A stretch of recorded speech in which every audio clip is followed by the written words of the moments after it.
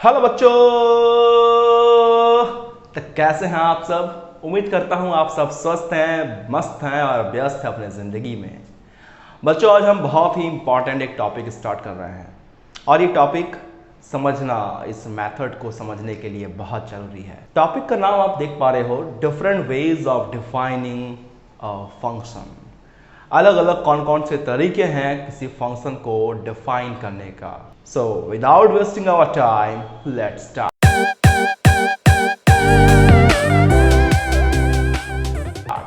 Different ways में या different तरीकों में मेथड को डिफाइन करने के लिए सबसे पहला तरीका हमारे पास है, उसे हम कहते हैं रिसीविंग वैल्यूज। काफ़ी लंबा नाम है इस वे का, receiving values and returning outcome to the caller. ये है आपका सबसे पहला तरीका जिसमें हम किसी फंक्शन को डिफाइन करते हैं। काफ़ी लंबा चौड़ा नाम है। इसे अगर हम शॉर्ट में कहना चाहें तो इसे हम एक और नाम से जानते हैं। इसे हम कहते हैं पैरामीटराइज्ड मेथड। तो आप अगर इतना लंबा नाम नहीं बोलना चाहते हैं तो आप सिंपली बोल सकते हो पैरामीटराइज्ड मेथड। क्या होता है इसमें, हम रिसीव करते हैं वैल्यूज़ को, यानी कि डेटा वैल्यूज़ को, और रिटर्न करते हैं कॉलर को।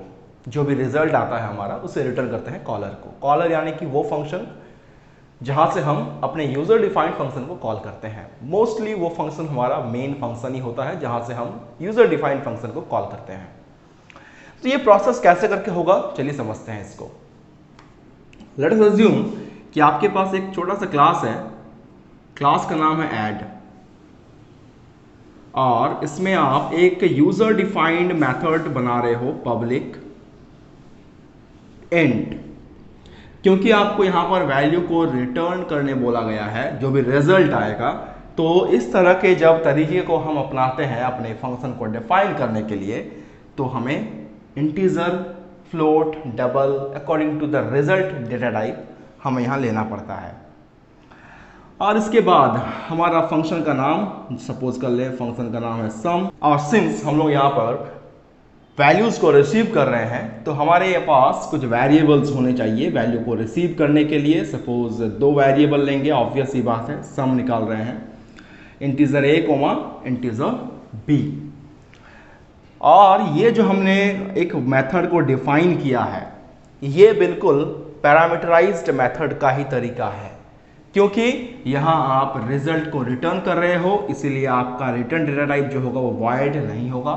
वॉइड छोड़ के कुछ भी हो सकता है, इसीलिए हमने फिलहाल इंटीजर लिया है। लेकिन ये डिपेंड करता है आपके रिजल्ट के ऊपर, यानी आपका रिजल्ट जिस वेरिएबल में स्टोर है उस वेरिएबल का डेटा टाइप क्या है, उसके ऊपर डिपेंड करता है आपका रिटर्न डेटा टाइप।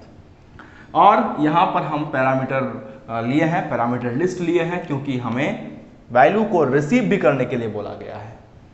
चलो, अब हमें इन दोनों को सम करना है, तो उसके लिए हमें एक वेरिएबल चाहिए, integer s is equal to a plus B.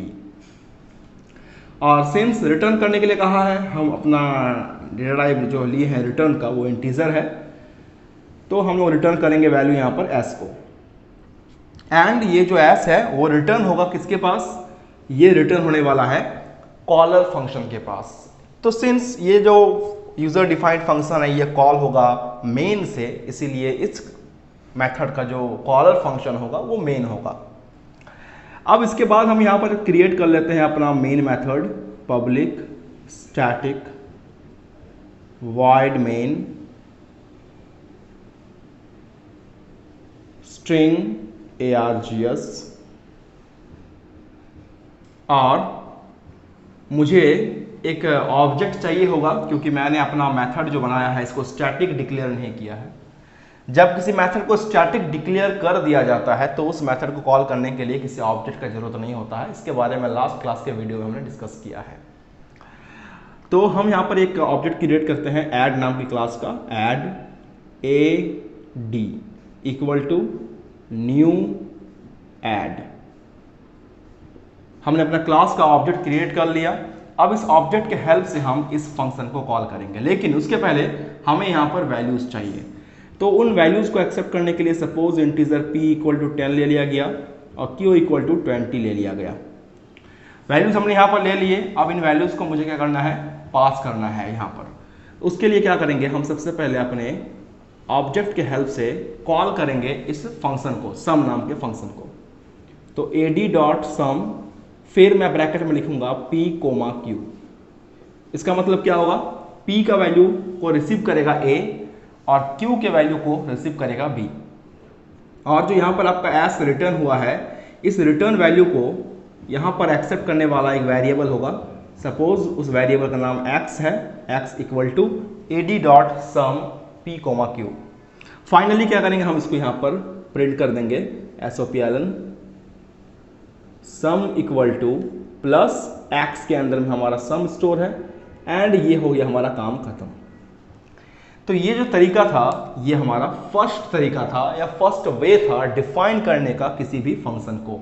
अब हमारे पास जो सेकंड वे है किसी फंक्शन को डिफाइन करने का, उसे देख लेते हैं। Receiving values but not returning outcome to the caller, यानी कि हमें रिसीव तो करना है वैल्यूज को, बट जो रिजल्ट हमारा कैलकुलेशन के बाद आएगा उसे हम रिटर्न नहीं करेंगे अपने कॉलर फंक्शन को। यानी जिस फंक्शन में हमने कैलकुलेशन किया उसी फंक्शन में हमें रिजल्ट को रिटर्न भी, मतलब कि प्रिंट भी कर देना है। किस तरह से होगा ये पूरा प्रोसेस, चलिए समझते हैं इसको। अगेन हमारा काम वही होगा, एक क्लास क्रिएट करेंगे। क्लास का नाम सपोज दे देते हैं डेमो, और एक हम मेथड को क्रिएट करते हैं। सिंस यहाँ पर हम वैल्यू को रिटर्न नहीं कर रहे हैं, इसीलिए हम यहाँ पर यूज करेंगे void। एंड हमारे क्लास का जो मेथड है और हमारा जो मेथड होगा, सपोज हम उस मेथड का नाम दे देते हैं प्रोडक्ट। प्रोडक्ट नाम का हम मेथड देते हैं, और हमारे पास यहाँ पर वैल्यूज को रिसीव करने के लिए तो बोला गया है, इसीलिए हमें यहाँ पर वेरिएबल चाहिए होगा। Suppose integer p comma integer q, हम दो वेरिएबल ले लेते हैं, और हमें क्या करना है, इन दोनों का प्रोडक्ट निकालना है। तो उसके लिए हमें एक थर्ड वेरिएबल चाहिए होगा, integer r equal to p into q। और यहाँ पर हम यूज़ किए हैं void, क्योंकि हमारा जो प्रोसेस है इसमें रिटर्न नहीं करने के लिए कहा गया है आउटकम को। तो हम क्या करेंगे, जो मेरा रिजल्ट आया है इसको इसी फंक्शन के अंदर ही हम प्रिंट कर देंगे, system dot out dot println, और यही हम प्रिंट कर देंगे इस रिजल्ट को, product equal two plus r। Simple. अब करना क्या है, मुझे एक मेन फंक्शन क्रिएट करना है, public static void main, and string args। All right. तो हमें तो करना होगा सबसे पहले एक ऑब्जेक्ट क्रिएट, क्योंकि हमारा जो ये फंक्शन है ये फंक्शन स्टैटिक नहीं है, और एक स्टैटिक से नॉन स्टैटिक फंक्शन कॉल करने के लिए ऑब्जेक्ट का जरूरत होता है। इसके बारे में हम कल बात किए हैं। तो हमारा क्लास का नाम है demo, demo d equal to new demo, and ये हमारा क्या हुआ, इस क्लास का ऑब्जेक्ट क्रिएट हो गया। अब हम क्या करेंगे कि इस दो जो वैल्यू हमारे पास है, जो पैरामीटर लिस्ट है, इनमें वैल्यूज मुझे मेन से पास करना होगा। तो इस केस में हमें वहां पर मेन फंक्शन में दो वेरिएबल चाहिए, जहां हम दो वैल्यूज लेंगे अलग अलग, इंटीजर a इक्वल टू 10 और सपोज b इक्वल टू 5। तो हमने दो वैल्यूज ले लिए, a और b नाम के दो वेरिएबल में दो अलग अलग वैल्यूज ले लिए। अब हमारे पास जो यहाँ पर है फंक्शन को कॉल करने की बारी है, तो हम लिखेंगे d डॉट प्रोडक्ट, हमारे फंक्शन का नाम प्रोडक्ट है, और a और b को पास कर देंगे, a कोमा b। इससे क्या होगा, a का वैल्यू को रिसीव करेगा p और b के वैल्यू को रिसीव करेगा q, और फिर यहाँ पर कैलकुलेशन होगा और r में स्टोर होगा। r में जो वैल्यू स्टोर हो रहा है उसे हम यहीं प्रिंट कर रहे हैं, रिटर्न नहीं कर रहे हैं। तो यहाँ पर भी जो हमारा होगा, एक्सेप्ट करने के लिए कोई वेरिएबल जरूरत नहीं है और प्रिंट का भी जरूरत नहीं है, क्योंकि ऑलरेडी यहाँ पर प्रिंट हो चुका है। तो हमारा काम यहीं पे खत्म होता है। तो इस तरह से हम जो तरीका नंबर 2 है, यानी कि जो वे नंबर 2 है हमारे पास, इस तरह से हम अपने फंक्शन को डिजाइन कर सकते हैं। अब हम बात करने वाले हैं तरीका नंबर 3, जो कि हमारे इस डिफरेंट वेज का सबसे लास्ट तरीका है। तो हमारे पास जो पॉइंट नंबर 3 है, तो वो है neither receiving values nor returning outcome to the caller. मतलब इसमें हम क्या करेंगे, ना ही हम वैल्यूज को रिसीव करने वाले हैं और ना ही हमारा जो रिजल्ट कैलकुलेट होगा उसे हम भेजने वाले हैं कॉलर के पास। इसमें जो भी होगा वो यूजर डिफाइंड मेथड के अंदर ही होगा, यानी कि वैल्यूज भी उसी के अंदर एक्सेप्ट होंगे और रिजल्ट जो होगा कैलकुलेट करने के बाद वो भी उसी मेथड के अंदर ही प्रिंट होगा। किस तरह से ये काम होता है उसे समझेंगे, लेकिन इसके पहले इस पूरे प्रोसेस को हम एक और शॉर्ट नाम से जानते हैं, वो है non parameterized method. Non parameterized, इसे ये नाम क्यों दिया गया है इसके बारे में हम बताएंगे आपको। नॉन पैरामीटराइज्ड मेथड कहते हैं इसे।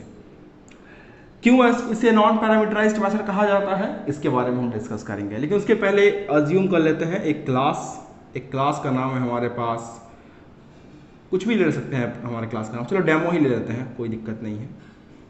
और इसके अंदर में हम एक मेथड क्रिएट करेंगे और इस मेथड का जो रिटर्न टाइप होगा, देखो यहाँ रिटर्न तो हम कर नहीं रहे हैं, non returning outcome to the caller, मतलब रिटर्न नहीं करना है। जब रिटर्न नहीं करना होता है तो हम वॉइड यूज़ करते हैं। सपोज हमारा फंक्शन जो है वो सम है और यहाँ पर ना ही हम वैल्यू को एक्सेप्ट कर रहे हैं, और जब वैल्यू एक्सेप्ट नहीं होता है ना बच्चे, तो यहाँ पर कोई पैरामीटर नहीं लिखना पड़ता, यानी कि वहाँ पर कोई वेरिएबल्स का ज़रूरत नहीं है। जब हम एक्सेप्ट करते हैं मेन से कोई वैल्यू, तब यहाँ पर वेरिएबल का लिस्ट बनाना पड़ता है। जब एक्सेप्ट कर ही नहीं रहे हैं तो यहाँ वेरिएबल से मुझे नहीं चाहिए होगा। तो इस तरह से हमारा जो फंक्शन है डिफाइन होगा। इसके बाद क्या करेंगे, सिंस हमारे पास वैल्यूज तो आ नहीं रहे हैं कहीं से, तो मुझे वैल्यूज जो हैं वो यहीं पर लेने होंगे।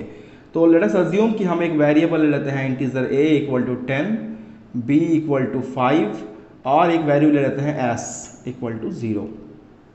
हमने 3 वेरिएबल्स लिए हैं और पहले 2 वेरिएबल में हमने वैल्यूज को एक्सेप्ट किया और थर्ड में हमने 0 एक्सेप्ट किया। इससे सिंपली इनिशियलाइज किया गया है ताकि गार्बेज वैल्यू स्टोर ना हो जाए। और फाइनली क्या करेंगे, s equal to a plus b, यानी कि दोनों का हम सम कर रहे हैं और यहाँ पर void यूज हुआ है, इसीलिए हम क्या करेंगे, इन रिजल्ट्स को जो है यहीं पर प्रिंट कर देंगे, sum equal two plus s। तो फिर हमारे मेन फंक्शन का क्या काम बचेगा, तो मेन फंक्शन का काम इतना ही बचेगा कि इस क्लास का ऑब्जेक्ट क्रिएट करना और इसे कॉल कर देना, बस। तो चलिए देख लेते हैं उसे हम लोग। Public static void main string type का एक वेरिएबल होगा हमारे पास, स्ट्रिंग टाइप का एरे वेरिएबल होगा हमारे पास। और इसके बाद क्या करेंगे, हमारे क्लास का एक ऑब्जेक्ट क्रिएट करते हैं, demo d equal to new demo.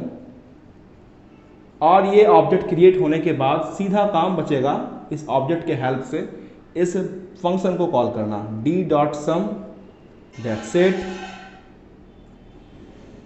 That's it. इसके अलावा हमारे पास फंक्शन जो है मेन फंक्शन, उसमें कोई काम नहीं बचता है, क्योंकि सारा काम वैल्यू एक्सेप्ट करना, वैल्यू को प्रिंट करना, सब काम हम अपने यूजर डिफाइंड मेथड में कर चुके हैं। इसीलिए मेन फंक्शन में सिर्फ क्या होगा, इस फंक्शन को कॉल करना होगा। लेकिन मान लो कि अगर हम इस फंक्शन को, यानी कि void sum को, अगर मैं इसको स्टैटिक बना देता हूं, तो मुझे इस क्लास का ऑब्जेक्ट भी नहीं बनाना होगा, बिना ऑब्जेक्ट बनाए ही हम इसको कॉल कर सकते हैं। यानी कि सिंपली हम अगर सम लिख देंगे तो ही ये ऑटोमेटिकली कॉल हो जाएगा। तो स्टैटिक बनाने के बाद इन तीनों तरीके से कैसे काम होगा उसके बारे में आप खुद ट्राई करिए एक बार, क्योंकि हमने स्टैटिक के बारे में ऑलरेडी लास्ट क्लास में बात कर लिया है। तो आज के वीडियो में बस इतना ही समझाना था आपको कि कितने तरीके से हम अपने फंक्शन को डिफाइन कर सकते हैं, और इससे रिलेटेड बहुत सारे हम प्रोग्रामिंग्स अगले क्लासेस में करने वाले होंगे, जहां आपको डिफरेंट तरीके से हम अलग अलग क्वेश्चंस को सॉल्व करवाएंगे। और फिर हमारे पास तो आएगा ये आउटपुट फाइंडिंग से क्वेश्चंस, जिससे हम ऑब्वियस सी बात है सॉल्व करेंगे, क्योंकि वो एग्जाम के लिए बहुत इंपॉर्टेंट है। तो आज के वीडियो में बस इतना ही। उम्मीद करूंगा आपको ये सेशन पसंद आया होगा, ये कॉन्सेप्ट आपको समझ में आया होगा। अगर आपको ये सेशन पसंद आया है तो दिल से लाइक करिएगा, दोस्तों के साथ शेयर जरूर करिएगा। अगर चैनल पे नए हो तो सब्सक्राइब करना बिल्कुल ना भूलें। एंड नोटिफिकेशन बेल आइकन को जरूर प्रेस करना है। तो मिलेंगे आपसे अगले क्लास में, तब तक के लिए टेक केयर, खुश रहें, गुड बाय।